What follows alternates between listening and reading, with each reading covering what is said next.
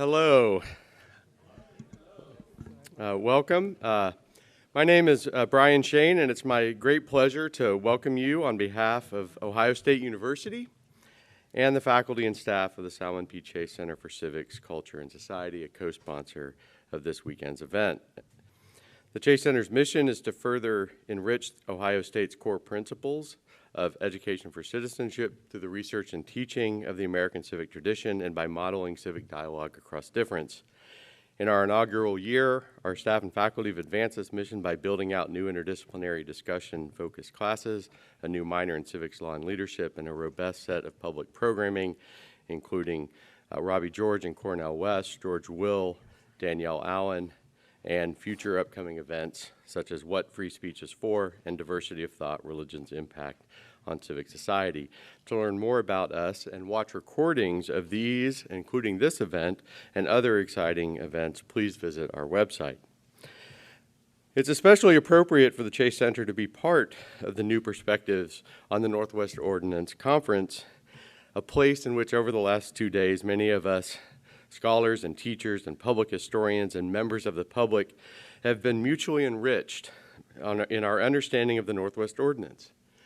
As Governor DeWine reminded us yesterday, the ideals embedded in that founding document directly inspired and made possible the Chase Center's namesake, a political abolitionist and public servant at all levels of government. And I'm so happy to be here tonight personally to hear one of our generation's great early Republic historians, someone I first met as a graduate student at the University of Virginia, working with Peter Onuf, trying to understand and grapple with the complicated legacy of Thomas Jefferson. Before I hand off the platform to others to extend their welcome and properly introduce Dr. Gordon-Reed, let me highlight the work of those organizations who have made this event and this evening possible. The Mershon Center for International Security Studies, and especially Chris Nichols, whose tireless work in this conference and this event has been really extraordinary. The Ohio State University History Department, including Maria Hammock, a co-organizer of this conference and a member of one of the top programs in the country. The Ohio Department of Education and Workforce Development, including Paul LaRue. At the top of the list must also be the generous support of the Ohio State Legislature, the enthusiasm of Governor DeWine and his office, and the great work that's being done at the American 250 Ohio Commission, whose leadership under Executive Director Todd Kleismet has made this happen, along with his amazing staff in putting all of this together for us. I can't thank them individually. You know who you are, and thank you. We also want to thank the Walmart Foundation, whose generous support through the National American Revolution 250 contributed to tonight's event. Another co-sponsor has been the Ohio State College of Arts and Sciences, whose Dean, David Horn, I look forward to working with more and now have the pleasure to introduce. Dean Horn is a scholar of cultural and historical studies of science and technology, and was department chair of the Comparative Studies Department at Ohio State for 9 years. That's like 18 years in chair life. He also served as the university steering committee and was secretary of the Board of Trustees. Apparently feeling that this had not taken enough years of his life, Dean Horn became the dean of the college in 2022. Thank you, Dean, for your service and support for this conference.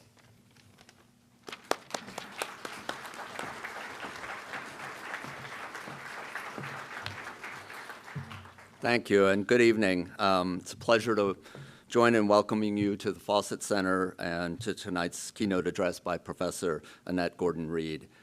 President Carter can't be with us tonight, and I don't usually presume to speak for him, but if you follow him on social media, you'll know he'd want me to remind the audience tonight that Time Magazine just ranked Ohio State the 5th best public university in the United States, and the number 32 university, public and private, in the world. So this is the end of an exciting week for all of us. I'm also grateful for all the partners who are making tonight possible, including Brian and the Chase Center, the Ohio Commission of America 250, the Mershon Center, and the Department of History. And I want also, in particular, to recognize Chris Nichols, the Woody Hayes Chair in National Security Studies, for the energy and vision he has brought to the project of commemorating the nation's semi-quincentennial. Please join me in thanking all of the sponsors.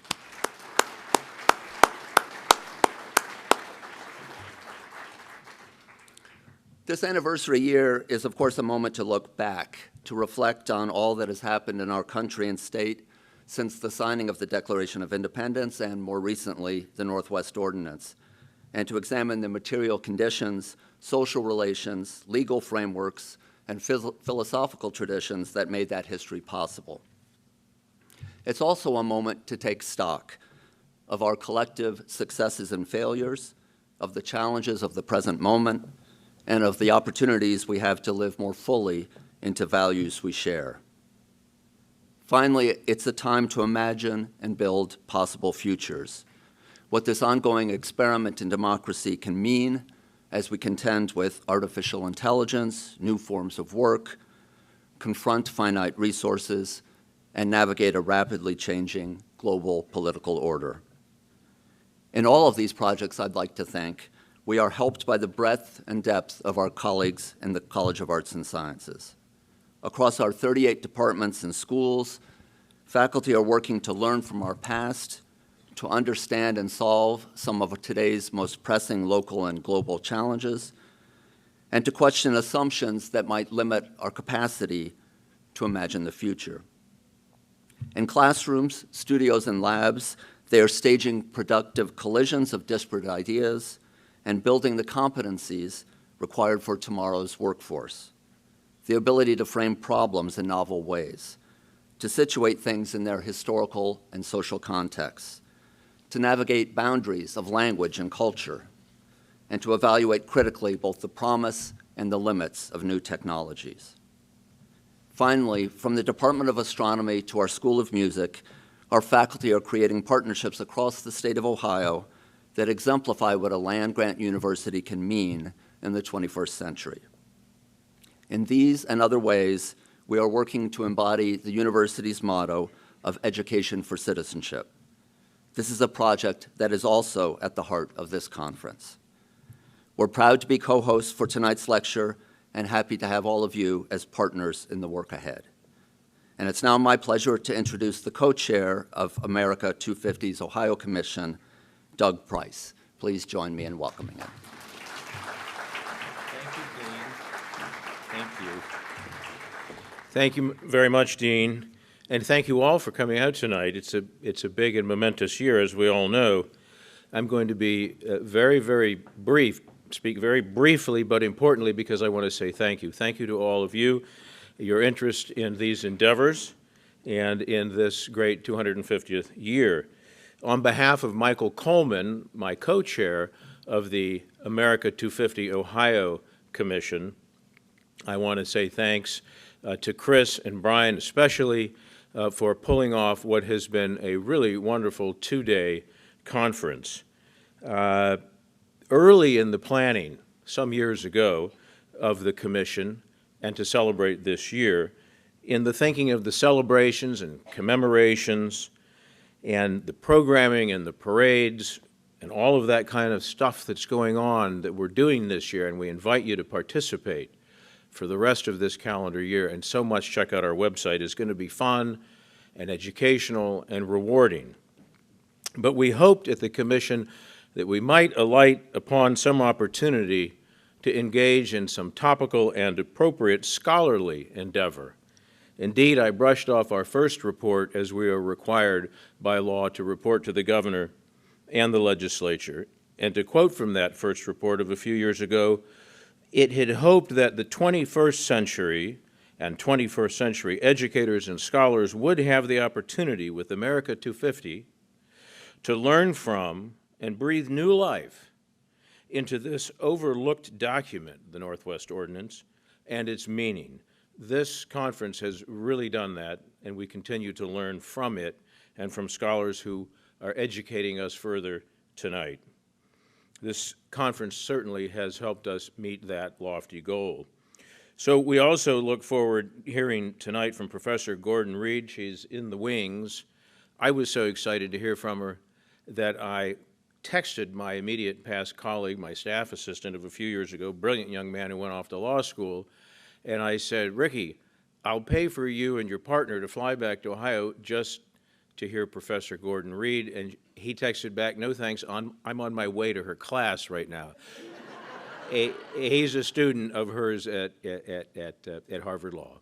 So thank you very much for the organizers for this wonderful event. More to come this year. Invite you all to participate. Have a great evening.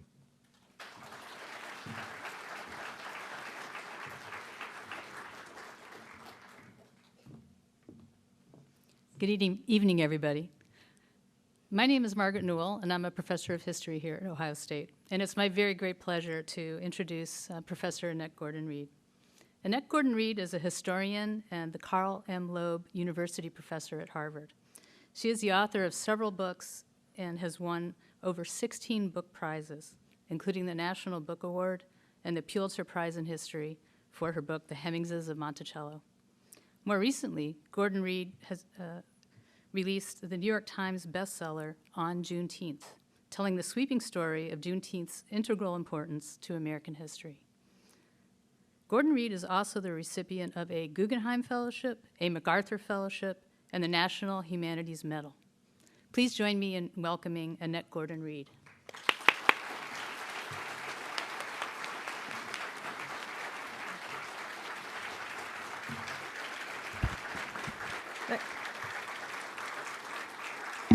Thank you. Thank you very much. It is really, really, really cold. I got to hand it to you. I appreciate your coming out for me. I don't know if I would come out to see me on a night like this, but thank you. Thank you very much. It's wonderful to be here and wonderful to get a chance to participate in this conference. It means a lot. I would wager that if you stopped average Americans on the street and asked them to talk about how America expanded from east to west, they would probably recount a narrative that focused on the actions of everyday Americans, their interests, in their private capacities to make this change. The reason so many of them wanted to do this was that they were looking for access to land, which is why people had come from Europe to have access to something they would not have had if they had remained in the old world. Current-day Americans would, in other words, think about the private aspirations of members of the American polity at that time and their families, frontiersmen blazing a trail, settlers coming over in covered wagons, their conflicts with indigenous people. Jefferson, after a stroke of diplomatic luck, almost doubling the size of the country with the Louisiana Purchase. They might even refer to the document that is often said to announce the creed of the United States, the American Creed, the document Jefferson drafted, the Declaration of Independence, which speaks of the right to life, liberty, and the pursuit of happiness. The optimistic spirit embodied in that phrase justified to the world the American colonists' reasons and their right to leave Great Britain, to break away from the mother country. But it has also had a life of its own throughout the years, from the very, very beginning, beyond the narrow and specific purpose of announcing the creation of a new nation. It has become part of a belief system that individual Americans have carried throughout the years, including the settlers moving across the continent. The Declaration created a set of expectations about what it meant to be an American and what it means to be an American even today. Having land on which to farm, which could provide a livelihood, sustenance for themselves, perhaps a surplus if they wanted to go to the market and sell, although that sort of romanticizes things a bit. but it did provide a sense of a basic life for them. It allowed them the liberty to work for themselves as opposed to other people. And putting these things together allowed for the pursuit of happiness. It would take real effort for Americans to forget the Declaration of Independence and what it has come to mean in our country, because each July 4th, we celebrate the document with community gatherings, picnics, and fireworks. This annual occasion gives us the opportunity, presents us with an opportunity to reflect on how far the country has come in realizing the ideals of that document, and also how far we still have to go before we realize those things. Every group that has been on the margins in America has looked to the Declaration as a justification for inclusion into the American polity. That story has been unfolding from the very, very beginning and has particular meaning for us today, I think. The Constitution of the United States might also enter a recounted history of westward expansion. The colonists had lived under law in the East, and they fully expected to live under law in the new territory that they went to. Part of their British heritage made them what has been called law-minded people. Law is created by government and has to operate under whatever form of government is put in place. The Constitution created a framework of government that would cover the new nation, and it grew to include areas beyond the original 13 colonies. That the government of the United States has 3 branches is known to most Americans, although I've seen some studies that suggest that lots of Americans don't know that there are 3 branches of government and don't know what those 3 branches of government are supposed to do, which is, to me, an extremely frightening thought. But we need to bring back civics lessons, I suppose, that I took many years ago. But even if they don't know about the structure of the government, they know about another part of the Constitution, the Bill of Rights. And we know about that because we watch television. Cop shows, Law and Order, those kinds of things that talk about people's rights, reading people's rights, according to the Miranda versus Arizona decision. We know that we suppress evidence when it is illegally seized under the 4th Amendment. And these are things that we learn in our day-to-day, as I said, television watching, and if we drive cars, we understand about being stopped and under the circumstances under which a cop can stop a person, and we know that it's about the Constitution. The Constitution has come to be seen almost as a measure of fairness. People think that things are unconstitutional when they don't work right, which may or may not be constitutional at all, but it's something that tells us about our fundamental understanding of what it means to live in a fair society. Now, historians justifiably have focused on the Declaration and the Constitution and the ideas that things that I've talked about up until this point, and they have not zeroed in as much on the mechanics of the expansion of the American nation, the rules put in place for how that process would unfold. I would place another bet that most ordinary Americans quizzed about westward expansion would not have heard of the Northwest Ordinance of 1787, and they certainly would not have known of the provisions of the ordinance, even if they had heard the phrase before. And you can ask, why not? This is a document that sits alongside the Declaration and the Constitution, or should sit alongside those documents as foundational to the formation of America. I think there are a few reasons, not in any particular order of importance. The ordinance lacks the sort of quick rhetorical power, I think, of the Declaration.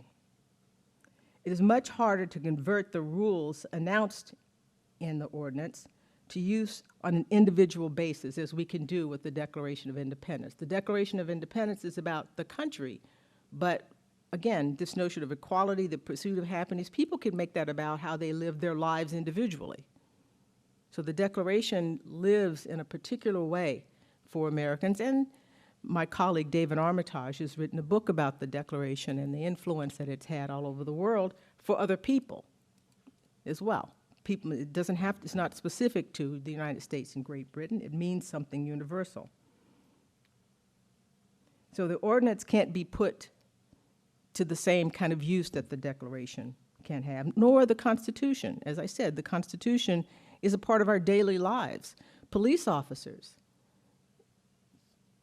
have the Fourth Amendment. They're supposed to have some rudimentary understanding of what the Fourth Amendment means, when they can interfere with people, when they can stop folks, and when they can question them and when they can't. So as the supreme law of the land that sets it all out, our legal system is built on this. And so it is something that we have to think about all the time, not, you know, the Declaration, I mentioned the 4th of July and the celebrations, but the Constitution lives in our lives, and we think about the Supreme Court and what they're doing, and we get a report on this all the time. And that's not obviously the situation with the ordinance. Americans of today take the creation of the states and the unfolding of the American nation for granted. It's almost as if it was supposed to be there. Once we get past the 13, then all of a sudden we're in California. And that was just supposed to happen. And so there's no basis, no real reason for questioning. It's a done deal. It's almost as if the existence of all of this were foreordained. So there's no need to think about it too much, although we're in a strange world where, a strange moment, where we're being called upon to think about the possibility of having new states, Greenland and Canada, and how that process would unfold if certain events took place. But for the most part, it's 50, and it happened, and that's all we need to know. And the Northwest Ordinance put this in place, but we don't have to deal with it on a daily basis, or we don't deal with it on an annual basis even. I have to admit that I did not think much about or know much about the ordinance until I came upon it while reading scholarship on Jefferson. Like so much of what has happened or happened in the Revolutionary and the early American Republic, Revolutionary era and the early American Republic, Jefferson had his hand in this process. And many of the important decisions that were made during this time period. In 1784, he did a draft of an ordinance that was supposed to set forth the way the new territory would be brought into the Union. It's seen as the precursor to the Ordinance of 1787. He drafted a related ordinance in 1785, the Land Ordinance, that talked about how the land would be surveyed, settled, and sold. So his ideas are put forth in these first documents, the kinds of things that preoccupied him at the time. And it was clear once the United States, what became the United States, had won the battle with Great Britain, that they were going to go west, and they were going to continue the process of westward expansion, and they had to figure out how to do it. So he was there to help that along. Jefferson's 1784 version of what would eventually become the Northwest Ordinance of 1787 contains his vision of the future of the United States. And one of the fascinating things about studying Jefferson is to see him get excited about things that he's working on, the sort of energy and, the drive that he brought to whatever pursuit that he decided to undertake. Daydreams about the future. I think it puts me in mind of the elderly Jefferson making his plans for the University of Virginia, doing the architecture, doing the architectural drawings, actually going out to the site in Charlottesville and putting down the first stakes for the building, picking the professors, writing the curriculum, deciding what the young men were going to eat. I mean, everything, every aspect of it. Little obsessive, but that was the way he did things, and that was his approach to this ordinance. So it's very much a piece with his personality, attending to all aspects of this project. So he had a blueprint. He thought very much about what the United States would look like. And it's the kind of thing that gets him into trouble in many ways, because he was, of all the founders, and we'll talk about this later, but of all the founders, he thought about the future of America and what it would look like. And one question that he was unsure about, or was sure about, but for us it makes a problem for him, is the question of race. He thought about what happens when slavery ends, which he thought it would end, and what's going to happen with African American people. Should they be incorporated? His answer was no, they couldn't be incorporated because we would always fight and we would never be one country. But as I said, we'll come to that. But think of him at this moment in 1784, before he runs off to France, writing this and thinking about how this process would unfold. And some of it, some good ideas, some ideas were not so great.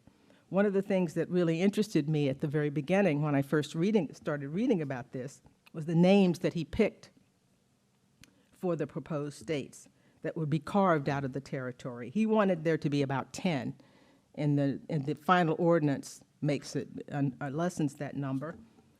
So he has names for each one of them. Sylvania. Okay, so we have Pennsylvania. That's kind of like, okay. Michigania. It's Michigan, but, without the EA. Charonsis. No. Assisipia. Metropotamia. Illinois. Saratoga. Washington. That's okay. Polypotamia. Pellissipia. So we do have Michigan, we have Illinois, and as I said, Pennsylvania and Washington. But fortunately, when they decided to redo the ordinances, they did away with his ideas for state names. They were dropped. The Ordinance of 1784 contains other of his preoccupations, the notion of equality, which appears in the Declaration, is also a part of this version, in the final version as well, but he's writing about this, that all of the states would come in equally, and the idea that each state would be equal had to exist because you can't have a republic where there are unequal states.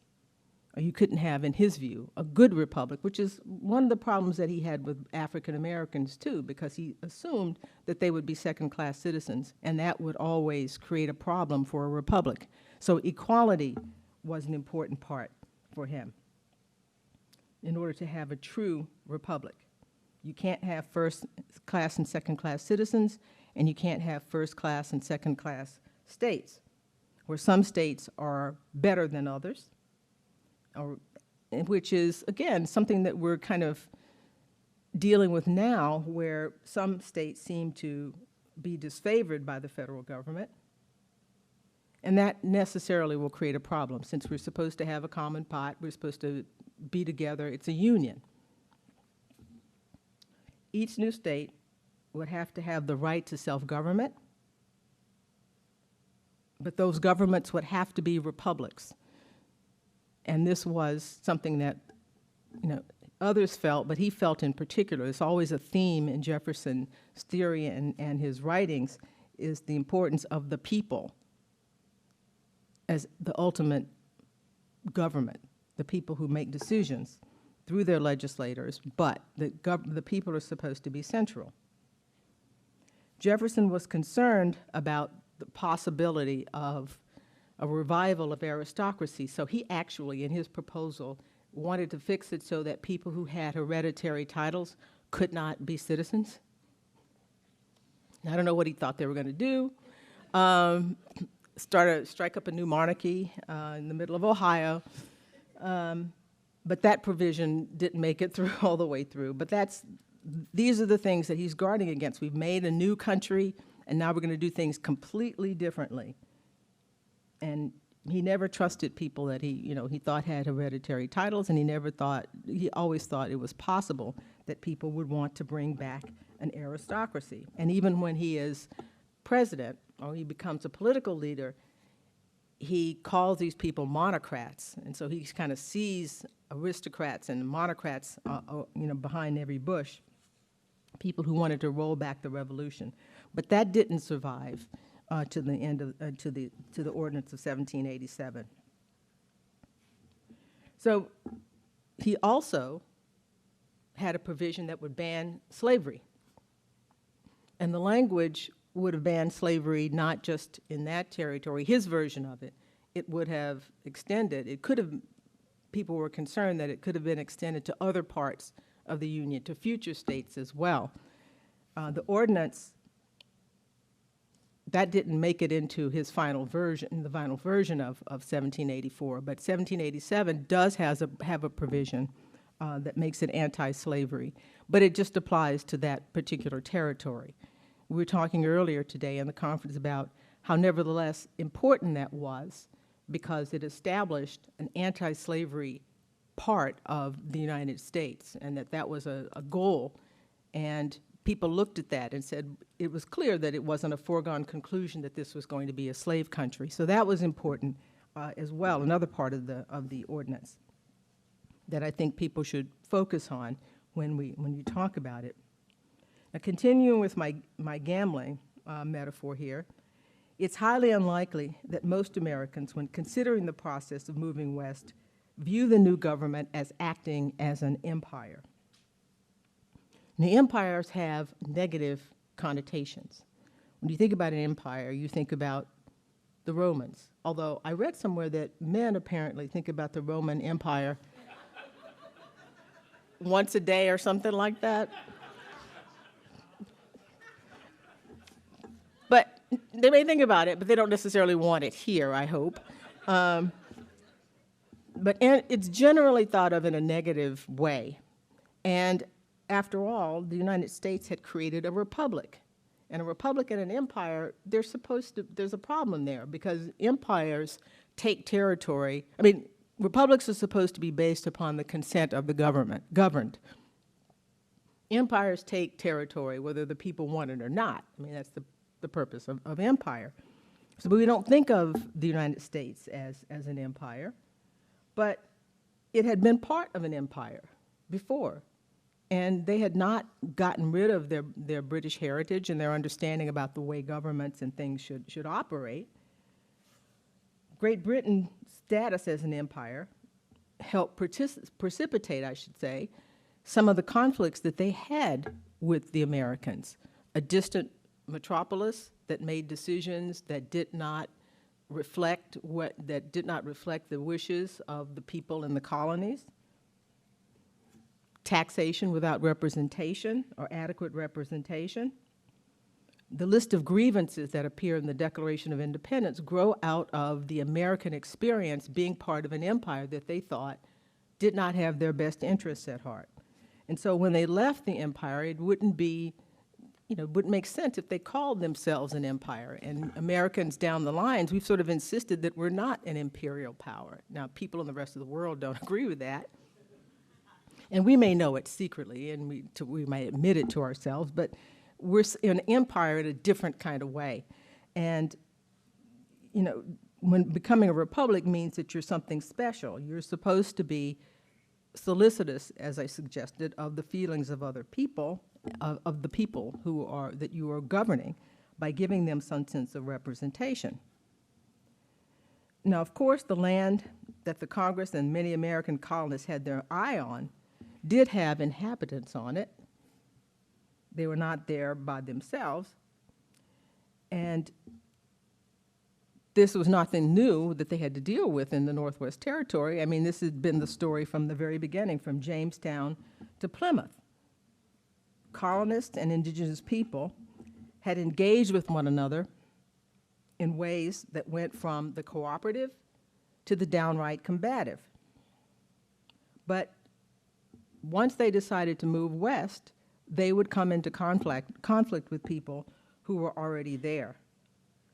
And this was a problem that they had to solve, and a problem that they wanted to do differently, or handle things differently than Great Britain. Great Britain had made them very angry when they issued a proclamation saying that they couldn't have any settlements west of the Appalachian, and that was part of one of the grievances, one of the things that they did not like about the way the British Empire was doing things just before the Revolution. That was a grievance on their part, and they felt that they had been betrayed. The purpose of being here, of European settlement, they thought, was to have access to land, which is what I started out talking about, is that was the great goal. But they didn't see themselves as an empire, and Jefferson tried to mitigate all of this by saying, we have an empire, but it's an empire of liberty.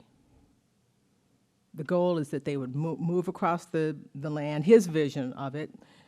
Native Americans, indigenous people would become farmers.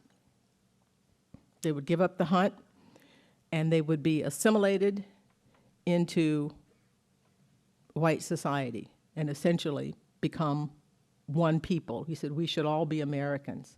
And that was his understanding of how this problem of Western expansion would solve, or else they would be killed. That was assimilate or be exterminated, was essentially what he said, because that's what's going to happen. The settlers are going to come, whether we want them or not. Of course, he wanted them. And there's nothing that we can do about that. So the best thing for you to do is to assimilate. So you have, his plan was not adopted. I mean, it still influences. Many of the things that he wrote in the draft remain in 1787, but as I said, he goes off to France in 1784, and this process continues without him. But the goal of westward expansion, of moving west, once the system was put in place, was something that he spent many, many years thinking about, the rest of his life, thinking about the West as a place for the future of America.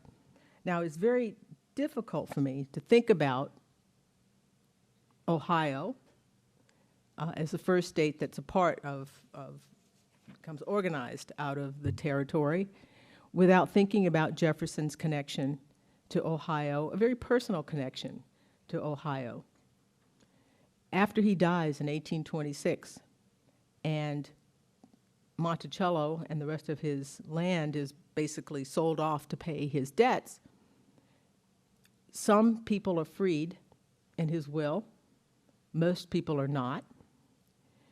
Some of those people, including two people who are his sons, decide to live in Charlottesville until their mother dies, and then move and decide to move to Ohio. Madison Hemings and his brother Eston Hemings were freed in Jefferson's will when he dies in 1826, and he petitions the legislature to allow them to remain in the state, because Virginia had a law that said that if you were freed in Virginia, anybody freed in Virginia had to leave the state within 1 year if they did not have permission. And so he petitions the legislature to allow them and the three other men, one of their cousins and two of their uncles, to stay in the state, because he says this is where their families and their connections are. He dies. They take their mother and move into Charlottesville, and they stay in Charlottesville until her death. And after that time, Madison, with the aid of his brother Eston, and alone, Eston and Jefferson's grandson, Thomas Jefferson Randolph, co-signed a note for Madison Hemings for a loan so that he can get the resources to move to Ohio, which he does in 1837. He takes his wife, and he has 2 children at that point, and he moves to Ross County. He's in Chillicothe, Ohio, and in Ross County, Pee County as well. And he becomes a farmer there, and he was trained as a carpenter. And they have some examples of his work, apparently, in one, carpenter and joiner, at places in Chillicothe. One of them burned down a few years ago. But this was, a difficult thing, because while Ohio had freedom, the question of race was still an issue. And black people had to post a bond there were black codes there that restricted the lives of African American people. But it was better than Virginia, they thought, even for a free person. Virginia had cracked down on African Americans after Nat Turner in 1831, and that was one of the things that precipitated a lot of people wanting to leave Virginia and coming to Ohio to try to make another life. Jefferson's brother, Eston, remained in Charlottesville for more years, a couple of more years, and then he moves to Ohio as well. And they moved to Ohio as black people. Now, this is interesting. In 1813, Jefferson had written a letter to a person who asked him, when does a black person become white? How much mixture does there have to be before a black person becomes white? And Jefferson has this letter with this complex algebraic formula on it, more compulsiveness, that sets it forth, basically puts out, in mathematical form, Virginia law. Under Virginia law, if you were 7/8 white, you were considered white. There was not the one-drop rule. The one-drop rule comes into play in the 1920s in Virginia. Before then, that was the legal understanding of what made a white person white. So if you think what Eston and Madison decided to do, something their 2 older siblings did not do, was to move to Ohio as black people or Negroes. And they basically took the brunt of all of that by at sort of acknowledging that they were black. Their 2 older siblings, Beverly, who was a male, and Harriet Hemings, left Monticello as white people. And we don't know, we probably one day will find out who they are with the miracles of DNA, far more sophisticated than it is even back in the 1997 when the original DNA came out. But we don't know who they are. So this idea of a place where people can move west and move west freely as equal citizens in equal states really only applied to whites. But they made the decision to go as black people, and consequently were able to make a living. Eston made his living as a musician. He was a violinist, and he had a band. He had a society band where he played at the sort of elite parties and so forth. But because they lived as black people, they were restricted. Eventually, Eston decides that it's too much for him, that Ohio was cracking down. They had at first used the 7/8 rule about race, and then went to something called the visible admixture. If you had a visible admixture of blackness, then you were considered black, whether you were 7/8 or not. And there were other restrictions that were placed upon black people, and he decided, for his children's sake, that he would leave Ohio, and he moved to Wisconsin. And he went to Madison, Wisconsin. He changed his race to white. You could see it in the census in Ohio. In Virginia, they are black or Negro. In Ohio, for a time, they are considered colored or whatever. And then The next census, Eston E.H. Jefferson, he has become Eston Hemings Jefferson, E.H. Jefferson, they are considered white people. And because they make that decision, his children, his daughter marries into a prominent, wealthy family. His sons become the owners of hotels and a cab company in Wisconsin.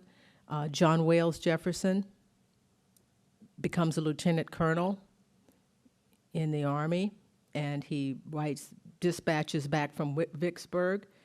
Madison's sons fight in the Civil War as well, but they fight as colored troops. So you have Jefferson's legal grandson, George Wythe Randolph, as the Secretary of the Confederacy, Secretary of War for the Confederacy. Madison Hemings, Sally Hemings' sons, they are in the war as black soldiers, and Eston's children are in the war as white soldiers. So all parts, all races, both sides of the conflict are there in that story. I'm working on a book now about them that will be doing the second volume of the Hemings family story. But thinking about this notion of what it meant to open this territory, and thinking about what it meant to African American people, it's a mixed bag. You know, you have to say it's a mixed bag. It was better, obviously, than slavery, better than Virginia was in the 1830s for black people, but it was nevertheless problematic. And so as you think about how to tell this story, it's important to think about the good parts about it, of the ordinance, the quality, the anti-slavery aspect of it that kept that beacon open for the nation. But the issue of race was something different, something that they couldn't conquer, that Jefferson couldn't conquer. But once again, he becomes a template, I think, for thinking about all of these questions. The promise of America, the optimism with blacks not included at first, but black people at the time doing the best they could to use as leverage the foundational documents, the aspirations that have helped make the country what it is. And thinking about this on the 250th anniversary, it's a cause for celebration, but it's a cause for realism. And I think we can do both in talking about all of it, the good things and the bad things. But to keep in mind this notion of a vision where people thought that there would be a future and it would be a better future for the people who would be called Americans. Thank you. Can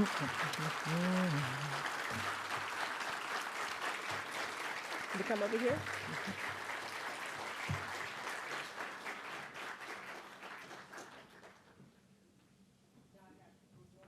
Now you have people joining you. You do indeed. Thank you so much.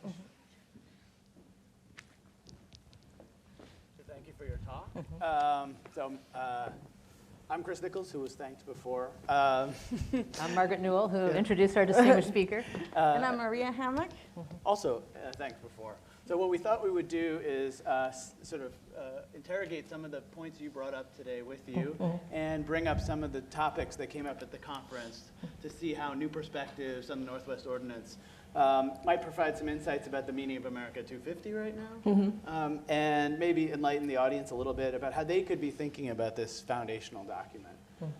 So I wondered if you could just rehearse, for those of us here who don't quite know, what was banned in terms of slavery and indentured servitude, and what wasn't in the Northwest Ordinance? Just to recap that, so we're all on the same page.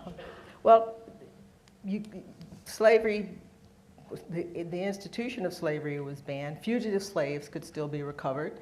That was always a problem. There were other exceptions that allowed, slavery didn't totally disappear from the territory, but it was not going to be, I'm sorry, am I echoing here? Confident our team will get you. Yeah. Okay.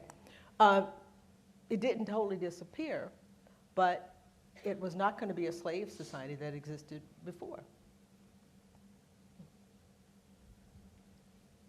Well, I was actually going to ask a question about family history as American history, and about, you know, both your work on the Jefferson descendants and your own experiences, you drew on, or your family's experiences that you drew on for Juneteenth. And, you know, what is it like to write, you know, family history, and to write family history that is so, you know, has such an emotional impact for people who are not members of that family? Well, writing other people's family history is easier because you don't have the same connection to it. You don't have the, you know, it's not like I had anything to hide, but you never know what kind of stories people in your family want you to tell. And ones that they don't, even they're not necessarily embarrassing or anything. It's just that they're your family stories. And just because you want to write something, does that give you the right to drag your family into all of it? Now, you don't have to think about that when you're writing about the Hemingses, and you don't have to think about it when they're long dead, too. That's the other thing about history. You don't have to, writing about people who are not alive gives you, they can't be defamed, and you don't have to, they don't call you up. You don't have to worry about that kind of thing. But it's just so, depending upon how personal you are, it's hard to do. I've always wanted to be, I started out wanting to be a writer and wanted to be a novelist. But novelists mind so much of the lives around them that I just never felt comfortable. I could never do that because I just, you know, I have reticent about all of it. But you just have so much more freedom. The other side of, the one good thing about writing your family history and writing something of a memoir, I'm not a great fan of the memoir form, but one good thing about it is that they're your memories. It's how you think about, is your perspective. I could be totally wrong, but what I'm saying is that this is how I experienced it, and this is what I remember about it, and it's kind of hard to challenge people on it. Although when I worked on Juneteenth, I did go back and check things, and because I mean I'm enough of a historian that I don't think my editor wanted any end notes at all, but there are end notes because I just, you know, it's a thing we do, law professors and historians. But so many Americans have a stake in the family history of Thomas Jefferson. Yes, they do, and it's not just the family that has a stake in it. Ordinary people have a stake in it, in their view of Jefferson. They're Jefferson buffs, or they hate Jefferson, or they love Jefferson, and it can be something that's never neutral in a way. So he's a lightning rod for people. And people sort of, I think, announce themselves, their positions, based upon how they view him, in a way. And so I wanted to ask, you mentioned this concept of aspirations, and throughout the symposium we've talked about the Northwest Ordinance as being an aspirational document. And so in that context, you know, like how it's situated, who we wanted to be, how we would do it, and what was driving that, right? But when we read the Northwest Ordinance, you know, we read it and we're like, oh, that's great. And then we realize, well, that's not how it That's not happened. That's went. not happened. So I have a two-point question. The first that comes out of these questions of aspiration is how did the Northwest Ordinance's aspirational aspect has shaped our understanding of this concept we all have of Americanness, who we are as Americans and American citizens. And the second is, are we still aspiring to be that vision that Jefferson anchored in the Northwest Ordinance, or have we failed completely? Well, I mean, it's tough because unless, as we are going to go someplace else and take other land, it's pretty sad. I mean, think about being people who understood that there was an ocean on one side and another ocean and a bunch of land in between there. It's the frontier. There were frontiers that were constantly meeting and pushing and pushing and extending. And so that, you think about things, people who were in that position are different. We're trying to find things now. People want to go to Mars, you know, like, that doesn't have an atmosphere, by the way. That's a little thing. We want to, Greenland, right? yeah, Greenland, yeah, well, there's that. There's that, but we're in a different position because the frontier is pretty much closed. Frontiers have to be something else, the frontier of the mind, frontier of other things. And, you know, putting yourself in the position, as I was trying to suggest about Jefferson, sitting in, you know, Monticello, never been past the Blue Ridge Mountains, never been west really, but seeing this thing, understanding that it had been, you know, sending Lewis and Clark out and, you know, getting all these artifacts and things back, the excitement that would be there, that we're on we're on a journey, and you're on a journey against people that you don't think are really, I mean, you either want to assimilate or exterminate, right? Yeah. So it's not really, you know, it's not really empty land, but you don't want to think of yourself as a conqueror. You know, in Johnson v. McIntosh, there's a famous legal case in where, you know, when the question is whether or not Americans conquered, you know, Native Americans, or conquest was a part of it. And no one likes that, that kind of designation. So I guess I think we aspire to the sort of optimism of America, but I don't think we have the same, we can't have the same sense of a frontier because it's just not there. I mean, conquest, taking people's land is just not, I mean, it's not something that people do well. Well, you know what I mean. It's not something you're supposed to. People think about it in a different way now, and there's so many things to stop us. There's so many breaks and checks that it's a different kind of thing. Thank you.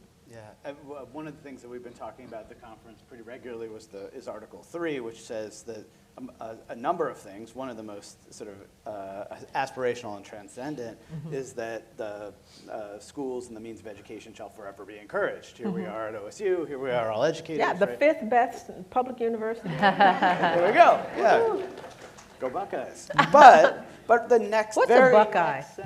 It's a poisonous nut. It's a tree. Toxic nut and a tree. It's a horse chestnut.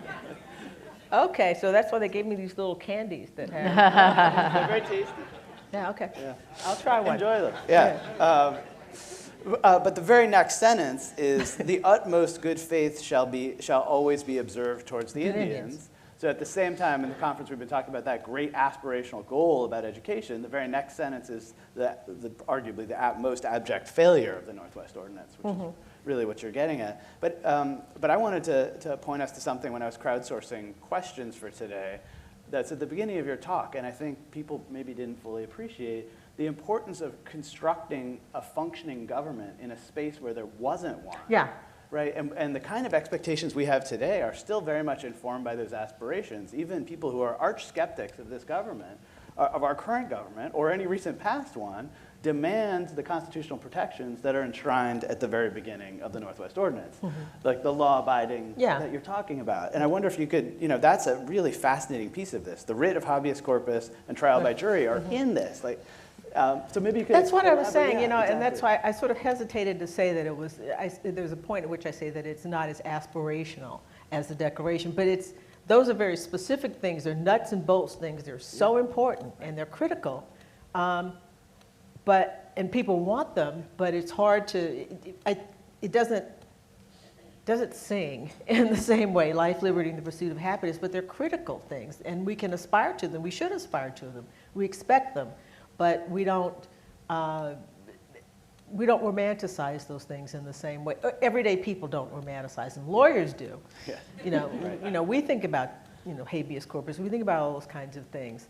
But it's critical to put those things in place and to remind people that government brings this. Yeah. You know, if you say you don't like the government, and I know it's fashionable to say you don't like the government, but that's the thing that keeps us from, you know, chaos in a way, and having some degree of order to be able to enjoy the property that you have. If it's just about someone taking it without any kind of, you know, just because they're stronger, that's not it. That's not what you want. So all of those things are put there. Public education, all of those things, those are issues for the future. You say now, do we believe in those things? Well, there's a lot of people who don't, who don't like the idea of public education. But it was for Jefferson and other people that you're not going to have a republic unless you are certain that everybody has the knowledge they need to be able to exercise their rights as citizens, their knowledge as citizens. Absolutely.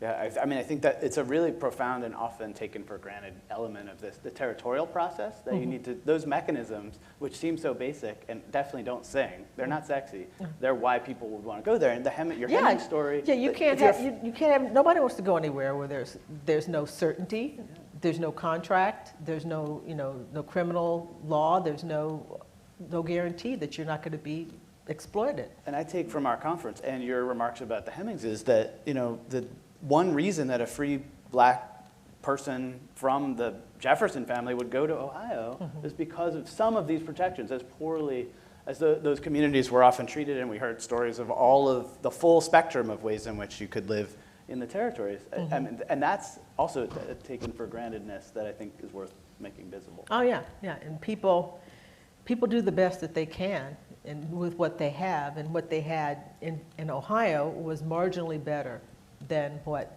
was going on in Virginia at that time. And then vote with their feet and go to Wisconsin. Yeah, and then and he realizes at some point that his children are not going to be. That's the choice that they had to make.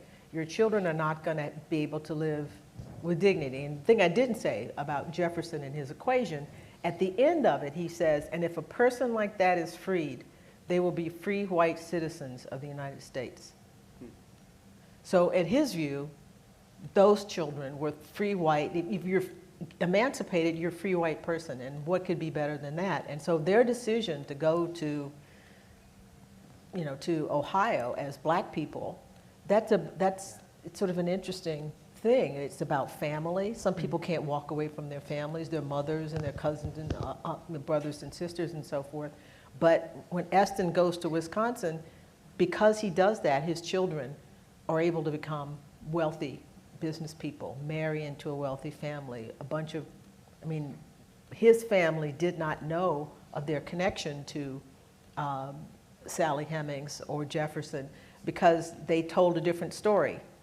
They kept the name Jefferson, but they told a different story, and they were his relatives by a brother or something like that.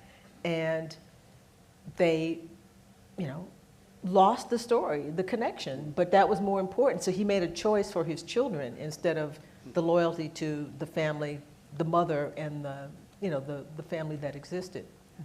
And that was, Ohio was good enough, was better than Virginia. It began to be, a problem when he realized that his children would not be able to go as far as they could go if they lived as white people, and that's why he moved to Wisconsin. Well, I was going to ask you if you had gotten any more information about the African American community in Chillicothe. You mentioned that Madison had went with land or bought land, so that land was going to be an important part of his independence. This was something that we discussed a lot in the context of the Northwest Ordinance and land and citizenship, and people of many races were actually migrating into the Northwest country, including large numbers of African Americans. So Madison and Eston were not alone. No, so there's they were not. A huge migration of people. There's a whole community. Israel, his last name, Israel, he's called Israel Jefferson. His last real name was Israel Gillette. And he also gave an interview to Pike County, Ohio Reporter, and talked about moving to his journey from Virginia to Ohio, and he ended up having a farm, and they were able to make a way for themselves, and with land that's still in in some of their families now. So in your talk, you mentioned Jefferson's ambivalence on racial equality. He has certain beliefs, first-class citizens versus second-class citizens. Do you consider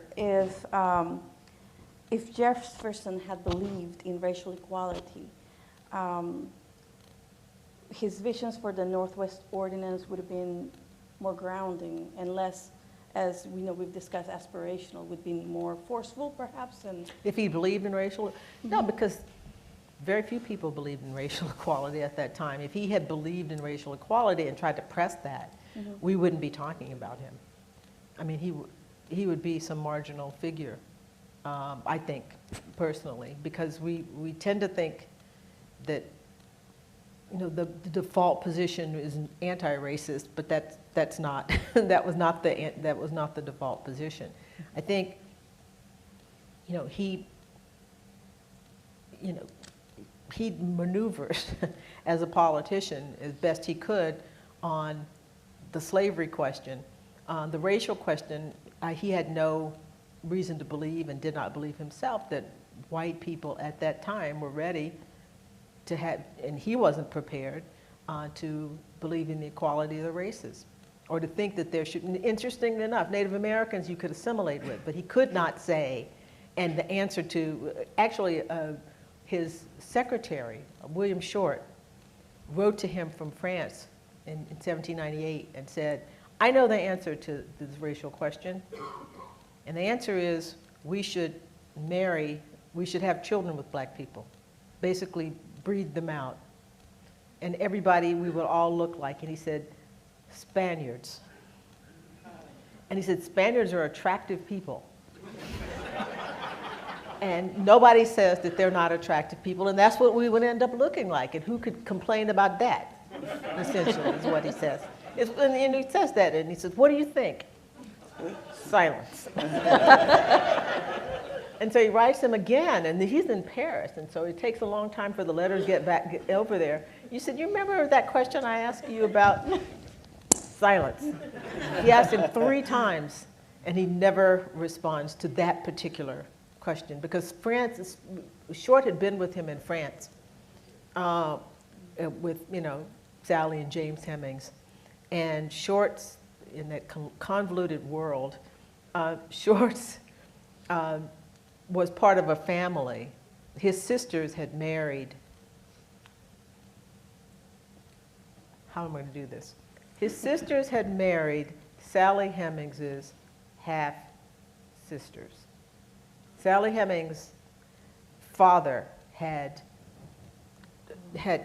other daughters, and William Short was, you know, had been married to one of them, and so and what I'm getting at is he knew about racial mixture among black people and white people, and he's saying this to Jefferson, and he knows Jefferson knows all of this, and he just never responds to the whole thing. So my point is, if Jefferson had done the kind of things that I would want him to do when he didn't, I just don't think he could have been, he would not have made it as a politician in Virginia.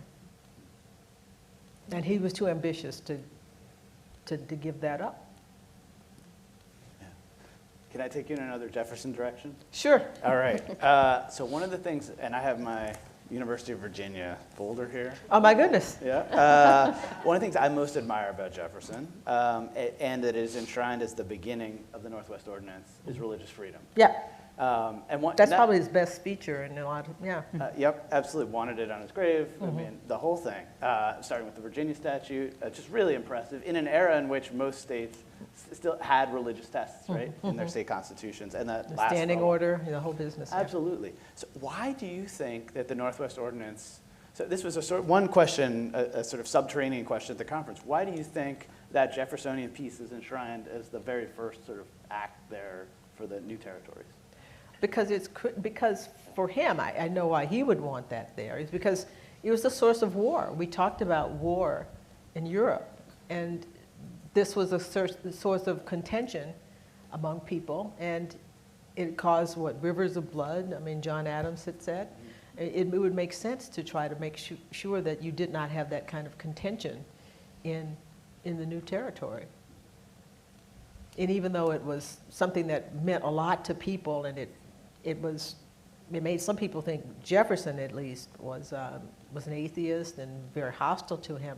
It was the only way to avoid the kind of contention that they'd seen in the New World. That was one of the hopes for the New World, is that they would not be like the Old World, and with the kind of religious wars that they engaged in. I totally buy that. And I mean, I think one of the things we've been talking about at the conference has been, too, the mixing of people. It's easy to imagine this wasn't a place that had that many different kinds of people, but in fact, it had tons. Okay, so yeah. Right, lots of Catholics from New France, French, large indigenous populations with all kinds of different beliefs, and lots of people moving through Spanish, et cetera, right? But I do wonder, it does maybe contradict the sort of popular equal dimension there, too, that other states are letting their citizens decide if there's a religious test for office or something like that. So it's a top-down, right? I mean, that's our federalism, and that you do have those kinds of differences, but the main thing is to just sort of avert the possibility of sort of organized strife, of,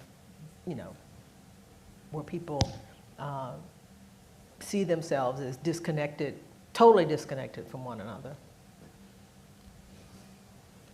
Well, I'm sort of interested in the arc of the lives of Eston and Madison, and that you started with the story of Jefferson and his belief in equality and his desire not to have second-class citizens, only equal citizens.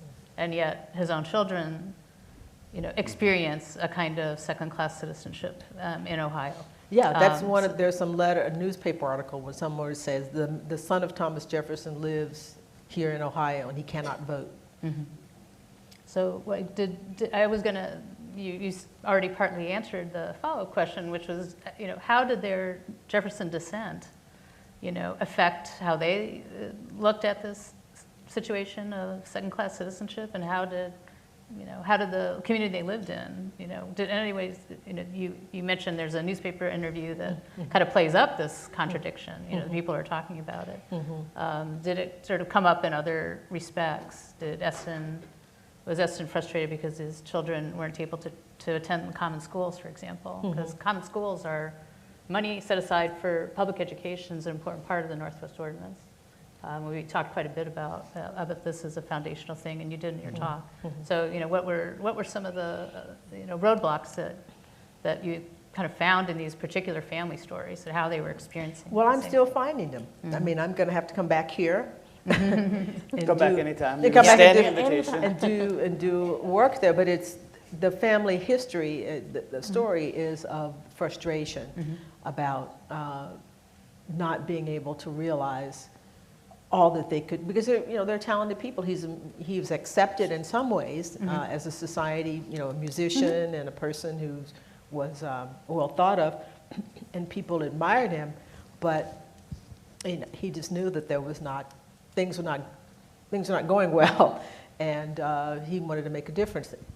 I think Madison's family story is that they really thought the war was going to make a change. And that's why his three sons were all in the war, and wanted things to. He dies in 1873, so he doesn't really. He begins to see the beginning of it falling apart, Reconstruction and all of it. But there was hope. The family story is that there was hope for the future because of the war. That they thought by being soldiers and fighting that would mean that they would be treated better. So I have a more broader question, sort of simple, but before I ask you, I want to ask the audience, who has read the Northwest Ordinance in its entirety? Raise your hand. Well, oh my I'm goodness. with a bunch of historians, right? But the question is, you mentioned the Northwest Ordinance as a framing document, right, as a founding framing document. So my question is, why do you think we normally don't, or in our popular imaginations, we don't really associate it with the Declaration, with the Constitution, with the Bill of Rights? Why don't we talk about these documents with the inclusion of the Northwest Ordinance as this set of founding documents? Why do we forget it? Well, we should, but I think as I was saying, it's kind of set You know, the Declaration, you can make it a part of your personal story. You know, life, liberty, and the pursuit of happiness. We all want to pursue our happiness tonight, you know, or whatever. And you can make a part. It's a statement about the country, but it's also it's a personal statement. Now we have habeas corpus, all the things that are guaranteed there. Those are important, and they're important individual rights. But I think it's just harder for people to pull that together. And since we're not getting more states, again, maybe We think. we think. We're not getting more states. Not likely to get more states. We probably get, if we get anything, we get protectorates. You know, more empire stuff, not actual incorporation of the states. We just, it doesn't seem like it matters, but there are a lot of things in there that are important, that tell you this is what a Republican society, this is what you should be aspiring to. It's all laid out there. You know, the common law, all of those things are important, but it just doesn't, it's hard to make it our own in the same way. It's important. And the Constitution, again, we do it every day. Somewhere, somebody's making, and when they stop you with your car and ask you to get out, you know, is that a seizure? You know, is it and police officers have to know how to do that. They have their own version of how they do it, but at least ostensibly within the rubric of a constitutional determination. Yeah, and one of the things, and all credit to Francois Furstenberg if he's still here from Johns Hopkins, one of the things he said about it is that the sort of, we don't live with a live treaty-making process. We may again. The territorial process, treaty-making, the sort of instantiations of What an interesting thing for the 250th, that we have all these things up in the air that we're kind of doing. Yeah, it is. We're going to be doing, yeah. Well, it makes these kinds of conversations feel more important. But he said, you know, we were charting, and there were some answers from the audience, like you had the 1912 moment and then the 1950s moment. That's the end of state making. But in the 19th century, there's lots of state making. And he hypothesized, and I'm curious to know what you think about this, that maybe the fact that some elements of our current political dysfunction of the present are a fact that we're sort of set in stone in this static moment where there's no more state making, there's nothing is up for grabs there, and so we're just stuck with a kind of gerrymandered, structured set of states if we were still growing in some different way or rejiggering things so that there was a reorientation of the structure of the different states. Imagine adding two more, right? Would fundamentally restructure with the Senate, the House, the President, like all kinds of things would change. Well, that's somewhat your earlier question about, are we still in that mode? And no, we're not, because it's set. And I think I didn't hear him say that. I wasn't here for that, but that makes a lot of sense because it changes the stakes when you realize, wait a minute, 2 more states, 3 more states. We could still fix it this way, or we could fix it that way. And now you're just kind of moving stuff around, trying to figure out how to gain ascendancy over the one party over another. And it's a different feeling. It has to be. So then Puerto Rico is not going to become a state then, right? What? Then Puerto Rico won't become a state. I wouldn't say that. I mean, there's D.C., there's Puerto Rico, there's Greenland, there's Canada.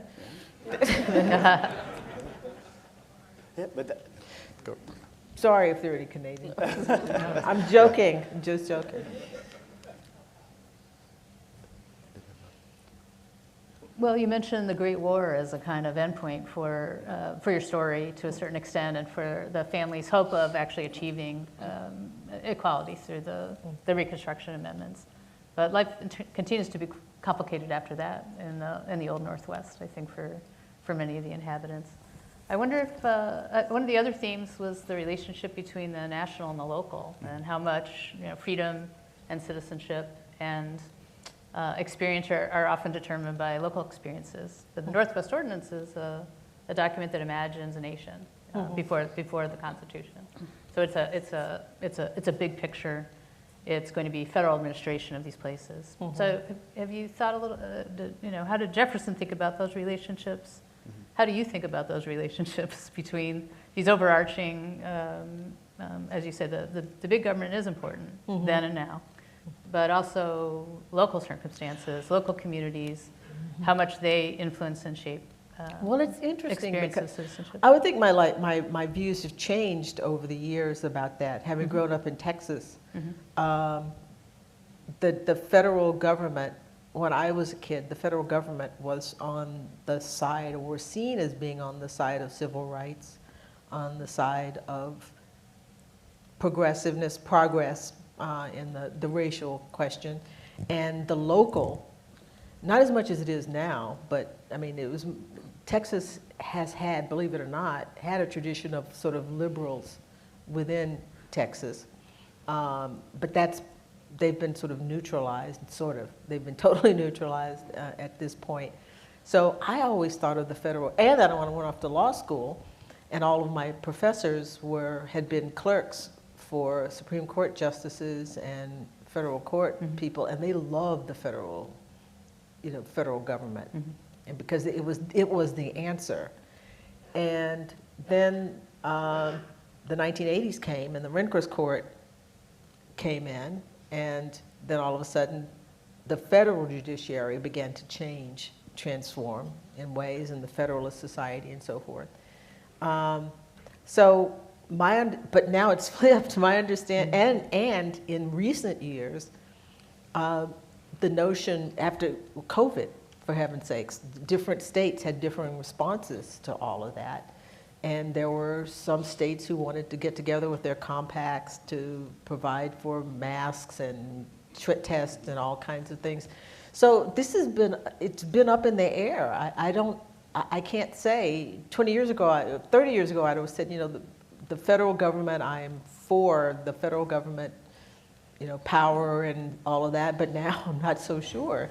I mean, I like the idea of the importance of local communities taking care of one another, knowing, what its citizens need and so forth, as opposed to the federal government. It depends on, the policies, but I haven't remained steady in my understanding of how I would split that balance between federal and local government, state and local, and even local government. So we talk about the Northwest Ordinance, and of course I keep coming back to the Northwest Ordinance, of course. But as this document that grounded this westward expansion and proffered that, and I wanted to ask, originally Jefferson wanted this yeoman ideology, right? Yeoman farmer, not expanding to the west, right? And do you think that, and so I used to think that when New Orleans came into question later, that's what had changed his views, and we got Louisiana, and he was happy with that, right? He wanted to get the port of New Orleans, right? Because he considered it like important for trade, economics, and growth.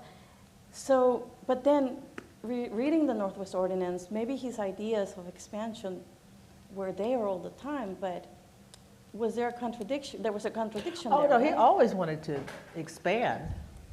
No, I mean, the notion was that in order to, the purpose of freedom from Europeans, from Europe, was to take the United States out of balance of power politics and fighting. And to the extent that any of that was open, it was always for France or Great Britain or Spain or somebody to be meddling into things. So you had to take the whole continent to forestall that. So I think that was always his idea, that we were going to go, that the country was going to go all the way from sea to shining sea, and then maybe take Cuba and Canada, just for the walking, he said.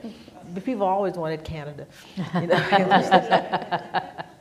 Just for the marching is what he said, but that didn't quite turn out that way. Oh, so he did have confidence. Yeah. Oh. So I'm afraid we're almost out of time, but I have one sort of capping question that has come up in our conference and in Maria's and my planning that was there from the start of your comments and all the great time that you gave our teachers and other folks today, so thank you for that. Is how to manage thinking about the amazing aspirational dimensions of the Northwest Ordinance and the other founding documents like the Declaration of the Constitution, and as historians are still, excavating the really messy, complicated, grounded ways in which people had agency, people defied rules and expectations, just because the government says that slavery or indentured servitude is banned doesn't mean it's going to be. It's going to be, right? I mean, in my walk in foreign policy circles, we talk about that as state capacity. It's one thing to legislate, it's another one to be able to actually do anything about it. And it seems like the Ohio country is the place where, you know, come at me, bro. Yeah. Right? It happened a lot in Me. Indiana and Illinois. Yeah, I mean, the history of the Francophone enslavers. So we're trying to manage that really complicated, messy history and those amazing ideals is kind of a challenge for the 250th. And you were bringing that up at the beginning. So I wonder how you think through, how do we tell those social historical stories of agency and terrible dimensions and all of the transcendent pieces in a way that we can distill for public audiences? Well, gosh, that's a tough question. Yes, that's like a please help me. Please help you. Well, you start with the documents and their purpose and their context, and each one of them has a role to play in this. I mean, when I started off talking about the fact that if you're going to have westward expansion, but there has to be a structure in which this takes place. There has to be, law has to precede this, or people are not, it's going to be a free-for-all. And you remind people of the aspirational aspects of the Declaration, but the practical things, it's part aspiration and practical, and the grievances, there's a purpose, and it really is directed to the rest of the world, saying we're going to become a nation. So I think you think of the country's not made in one fell swoop. There are parts, and each one of these documents has a role to play in that, and they complement one another, because all through them is this notion, and I keep coming back to this idea of equality, that it's a thread. The Constitution picks that up in some of its provisions.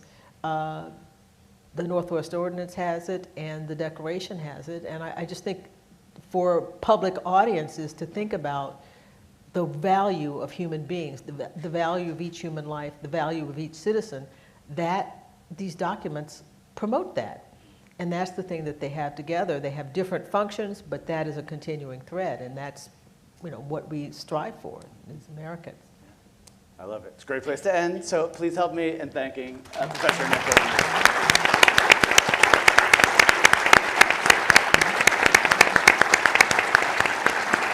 Thank you. Thank you all for coming out tonight. Thanks to our amazing sponsors. I'll go have a Buckeye.